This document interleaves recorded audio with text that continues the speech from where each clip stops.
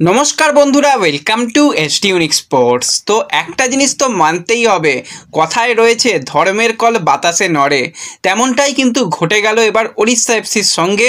তো তাদের নিয়ে বেশ কিছু তো আলোচনা রয়েছে, তার সাথে সাথে মেন যেই বিষয় নিয়ে আমরা কথা বলবো সেটা হচ্ছে ইস্ট বেঙ্গলের বিদেশিদের নিয়ে কি পরিকল্পনা করছে অস্কার। কনর সিল কি আসতে চলেছে, কার পরিবর্তে কনর আসছে সেটা তোমাদের সঙ্গে শেয়ার করব। এর সাথে সাথে একটা পুরাতন টুর্নামেন্ট কিন্তু আবারও ফিরতে চলেছে, সেই নিয়েও বেশ কিছু আপডেট রয়েছে এই ভিডিওতে। তাই ভিডিও শুরু করার আগে একটাই রিকোয়েস্ট, চ্যানেলে যারা প্রথমবারের জন্য এসেছো মনে করে চ্যানেলটাকে সাবস্ক্রাইব করে নিও, তাহলে প্রিয় দলের খেলার সমস্ত আপডেট তোমরা এখানে পেয়ে যাবে। তো চলো আর দেরি না করে ভিডিও শুরু করা যাক। তো ইস্ট বেঙ্গল কিন্তু এই যে সামনের সিজনটা শুরু হচ্ছে সেখানে বেশ কিছু পরিকল্পনার পরিবর্তন ঘটাচ্ছে। হ্যাঁ, ট্রান্সফার উইন্ডো ক্লোজ হয়ে গেছে, কিন্তু তারপরেও ইস্ট বেঙ্গল বেশ কিছু প্লেয়ারকে নেবে এবং বেশ কিছু প্লেয়ারকে ছাড়বে। অলরেডি আমরা দেখেছি ডিমি ইস্ট বেঙ্গল ছেড়ে নতুন দলে যোগদান করে নিয়েছে। তো সেই জায়গায় কিন্তু ইস্ট বেঙ্গল একজন ডেফিনেটলি বিদেশি প্লেয়ারকে আনতে চলেছে। কিন্তু আরও একটা পরিবর্তন ইস্ট বেঙ্গল করতে চাইছে, তোমাদের আপডেট আগেই জানিয়ে দিয়েছি যে সল ক্রেসপো তার ব্যাপারে কিন্তু বেশ কিছুটা ইন্টারেস্ট শো করেছে চেন্নাইন এফসি। এছাড়া কিন্তু আরও একটি আইএসএলে আসা দল বা আসতে চলেছে দল ইন্টারকাসি, তারাও কিন্তু এই মুহূর্তে ইন্টারেস্ট শো করছে সলকে নেবার ব্যাপারে। এবার সলকে নিতে গেলে তো সেক্ষেত্রে ট্রান্সফার উইন্ডোর প্রয়োজন রয়েছে, কারণ ট্রান্সফার ফি কন্ট্রাক্টেড প্লেয়ার যেহেতু, তো ট্রান্সফার ফি দিয়েও আবার প্লেয়ারগুলো নেবে না, মানে ক্লাবগুলো প্লেয়ারকে নেবে না, তো সেক্ষেত্রে তাকে ফ্রি করতে হবে। এবার হ্যাঁ, একটা আর্থিক ক্ষতিপূরণ কিন্তু সলকে হয়তো দিতে হতে পারে, কিন্তু সেটা ইস্ট বেঙ্গল দেবে না। এক্ষেত্রে কিন্তু সেই আন্ডার দ্য টেবিল সেই আর্থিক ক্ষতিপূরণ যে ক্লাবে যাবে সেই ক্লাবটা কিন্তু পে করবে, এরকমভাবে কিন্তু একটা অনেক রকমভাবে পরিকল্পনা রয়েছে সলকে ছাড়ার। কিন্তু চেন্নাইন এফসির নতুন কোচ তোমরা জানো যে ক্লিফোর্ড মিরান্ডা হচ্ছে বা হয়ে গেছে। তো ক্লিফোর্ডের অত্যন্ত পছন্দের বিদেশি প্লেয়ার কিন্তু এই সল ক্রেসপো।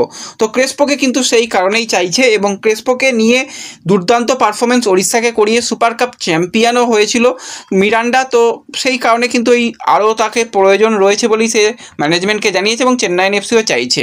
তো সেক্ষেত্রে সল দল ছাড়তে পারে এরকম একটা সম্ভাবনা আবারও নতুন করে তৈরি হয়েছে, যদিও অফিসিয়াল আপডেট এখনও আসেনি। এবার হ্যাঁ, এখন একটু সময় লাগবে, সময় লাগুক, কিন্তু এরকম একটা হওয়ার চিন্তাভাবনা রয়েছে। এবার আমি তো বলবো সামনেই সুপার কাপ রয়েছে, যদি বিদেশি দুটো একদম চেঞ্জ করতেই হয়, যদি একদম বিদেশি প্লেয়ার পাওয়া হয়েই গেছে, শুধু সাইনিংটুকু বাকি রয়েছে, সেরকম যদি হয়ে থাকে তো তাহলে ঠিক আছে সলকে ছেড়ে দেওয়া হোক। তা না হলে এই সামনেই সুপার কাপ রয়েছে, তার আগে সলকে ছাড়াটা ইস্ট বেঙ্গলের জন্য ব্যাকফায়ারও করতে পারে। এবার সলের পরিবর্তে একজন প্লেয়ারকে ইস্ট বেঙ্গল অলরেডি মোটামুটি কথাবার্তা বলে রেখেছে, তোমরা সমস্ত মিডিয়ার তরফ থেকে আপডেট পেয়ে গেছো, এবং আমাদের অন্যতম বড় একটা মিডিয়া মার্কাস সেও কিন্তু ব্যাপারটা জানিয়েছে যে east Bengal genuine interest show করছে কনর সিল্ডের ব্যাপারে। কারণ কনর সিল্ডের সবথেকে ভালো ব্যাপার ভার্সেটাইল প্লেয়ার, সেন্টার ফরওয়ার্ডে প্রচুর ম্যাচ খেলার অভিজ্ঞতা, 100-র ওপর ম্যাচ খেলেছে, left wing, right wing, attacking মিডিও, ওভারঅল পুরো অ্যাটাকিং লাইনের প্লেয়ার কিন্তু কনর সিল্ড রয়েছে। এবং সবথেকে পছন্দের প্লেয়ার হচ্ছে অস্কার যখন এসেছিল মাদিতালাল ইঞ্জুরি পেয়ে ছিটকে যাওয়ার পর প্রথমেই কিন্তু চেয়েছিল কনর সিল্ডকে, এবং তোমাদের তখনও জানিয়েছিলাম, কিন্তু তখন চেন্নাইন এফসি ছাড়তে চায়নি। আবারও সামারেও চেষ্টা করেছিল, কিন্তু সেখানেও হয়নি সম্ভব কোনো কারণবশত, আইএসএলের অনিশ্চয়তার কারণে। কিন্তু আবারও নতুন করে কনর সিলকে চাইছে। আমি তো বলবো কনর সিল যদি সলের পরিবর্তে আসে ডেফিনেটলি একটা ভালো আপগ্রেড ভার্সান হবে। এবার দেখো সলের পজিশানে অলরেডি রাশিদ রয়েছে, এক পজিশানে দুটো প্লেয়ার নেওয়ার কোনো মানেই হয় না। কনর সিল সে স্ট্রাইকারেও খেলতে পারে, দুটো উইংয়ে খেলতে পারে, অ্যাটাকিং মিডিওতে খেলতে পারে, তোমরা কিছুটা নোয়া সাদুই টাইপের প্লেয়ার বলতে পারো। আর কনরকে আমরা রীতিমতন দেখেছি আইএসএলে কি লেভেলের পারফরমেন্স, একটা সিজনে সবথেকে বেশি চান্স ক্রিয়েট করার প্লেয়ারটার নাম কনর সিল, এবং চেন্নাইন এফসির হয়ে খুব সম্ভবত 10টা অ্যাসিস্টও করেছিল লাস্ট সিজনে। তো বুঝতেই পারছো কতটা ভালো মানের একজন প্লেয়ার, এবং আইএসএলে আসার পর বা ইন্ডিয়ান ফুটবলের লাস্ট দুটো সিজন সে কিন্তু এরকম অ্যাটাকিং মিডিও বা উইং পজিশানে খেলছে। কিন্তু এর আগে যদি তার ফুটবল কেরিয়ার দেখো 2022-23 সিজনে যদি বলো, বা তার আগের সিজনগুলো থেকে বলো, প্রত্যেকটা সিজনে এমনকি মাদারওয়েলে যখন কনরশিল্ড খেলেছে সেখানেও কিন্তু কনরশিল্ডের পজিশান ছিল সেন্টার ফরওয়ার্ড এবং উইঙ্গার। তো বোঝাই যাচ্ছে স্ট্রাইকার পজিশানে খেলতে পারে এবং স্ট্রাইকার পজিশানে তার 106 ম্যাচে 26টা গোল, 18টা অ্যাসিস্ট রয়েছে।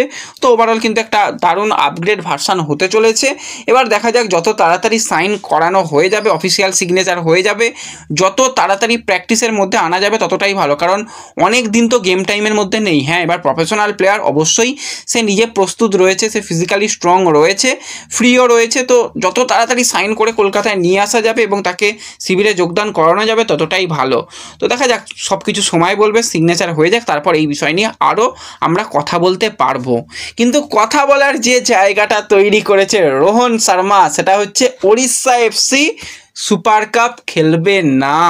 হ্যাঁ, তোমরা ঠিক শুনছো, কলিঙ্গ সুপার কাপ যখন হতো তখন কলিঙ্গতে জিতেও রোহন শর্মা ইস্টবেঙ্গলকে নিয়ে, বা পরবর্তী সময় ইস্টবেঙ্গলের বিরুদ্ধে হেরে গিয়ে প্রচুর ইস্টবেঙ্গলকে নিয়ে ট্রোল করা একজন ওনার, সে একটা বড় দলকে নিয়ে ট্রোল করছে। তার একটু ভাবনা চিন্তা করা উচিত ছিল যে আমি তো এই তো সবে 4-5 বছর ধরে দলটাকে চালাচ্ছি, তার আগে আবার অন্য দলের সঙ্গে মার্জ হওয়া দল, হেন তেন ব্যাপার। তো এখন এমন একটা পরিস্থিতি, ডুরান্ড কাপও তো ওড়িশা এফসি খেলেনি, সুপার কাপেও তারা খেলছে না, এমন একটা পরিস্থিতি জায়গায় দাঁড়াচ্ছে। ওড়িশা এফসিকে হয়তো আমরা আগামী কয়েক সিজনের মধ্যেই পুরোপুরি আইএসএল থেকে বিলুপ্ত হয়ে যেতেও দেখতে পারি। ভাই, একটুখানি বোঝা দরকার ছিল যে কোন দলকে নিয়ে আমি বলছি সোশ্যাল মিডিয়াতে। তো রোহন শর্মার অবস্থা খুবই খারাপ।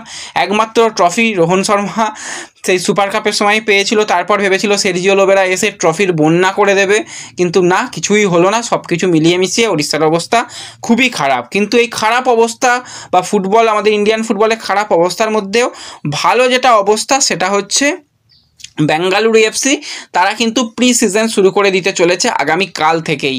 তো তারা কিন্তু সমস্ত প্লেয়ারদের ডেকে নিয়েছে এবং তারা কিন্তু খুব তাড়াতাড়ি অনুশীলন শুরু করে দিচ্ছে। এটা কিন্তু খুব ভালো একটা খবর, কারণ প্লেয়ারদের কাছে সবসময় আমরা চাই তারা খেলার মধ্যে থাকুক, তাদের রুজি রুটিটাই খেলা। সেখানে যদি খেলাই না হয় তাহলে তো খুবই চাপের ব্যাপার। তো সুপার কাপ নিয়েও তারা একদম সিরিয়াস এবং তারা সুপার কাপ খেলবে। বেশ কিছু দল শর্ত সাপেক্ষে সুপার কাপ খেলবে, কিন্তু ওড়িশাই একমাত্র দল তারা সুপার কাপ খেলবে না। সেই জায়গাতে চেষ্টা চালানো হচ্ছে চার্চিল ব্রাদার্সকে আনার জন্য। চার্চিলই হয়তো খেলতে চলেছে, সমস্ত রকমভাবেই চেষ্টা চলছে। যদি চার্চিল খেলে তো খুবই ভালো, তা না হলে আরও যে সমস্ত আই লিগের দল রয়েছে, এমনকি ডায়মন্ড হারবারও হয়তো খেলতে পারে সুপার কাপ, সেরকমও চিন্তাভাবনা রয়েছে। তো দেখা যাক, তাই নিয়ে যা পরবর্তী সময় আপডেট আসবে তোমাদের অবশ্যই জানিয়ে দেব। এবং এর সাথে সাথে সবথেকে বড় সুখবর এটাই যে আইএফএ শিল্ড কিন্তু আবারও ফিরতে চলেছে। লাস্ট আইএফএ শিল্ড হয়েছিল 2021 সালে, সেখানে রিয়েল কাশ্মীর জিতেছিল শ্রীনিধিকে হারিয়ে। তো আবারও কিন্তু আইএফএ শিল্ড ফিরতে চলেছে, যেখানে ইস্টবেঙ্গল সর্বাধিক চ্যাম্পিয়ন, 29 বার ইস্টবেঙ্গল চ্যাম্পিয়ন হয়েছে, মোহনবাগান 20 বার চ্যাম্পিয়ন হয়েছে। হ্যাঁ, আইএফএ শিল্ড হলে কোনো বিদেশের দলকে আনা সম্ভব হয়তো নয়, যে সমস্ত দলরা খেলতে চায় ইচ্ছুক রয়েছে তাদের নিয়েই। পুজোর পর কিন্তু এই সিজনে আইএফএ শিল্ড করার পরিকল্পনা সমস্ত কিছু হয়ে গেছে। আজকে একটা বড়সড় মিটিং রয়েছে, তারপরই ব্যাপারটা আরও ক্লিয়ার পিকচার আসবে এবং খুব তাড়াতাড়ি কিন্তু সেই নিয়ে অফিসিয়াল ঘোষণাও আসতে চলেছে বলেই খবরাখবর বেরিয়ে আসছে। তো ব্যাস, এই ভিডিওতে এই কয়েকটাই আপডেট শেয়ার করার ছিল তোমাদের সঙ্গে। ভিডিও ভালো লাগলে লাইক শেয়ার করে দিও, চ্যানেলে প্রথমবারের জন্য এলে সাবস্ক্রাইব করে নিও। দেখা হবে পরবর্তী ভিডিওতে। ধন্যবাদ।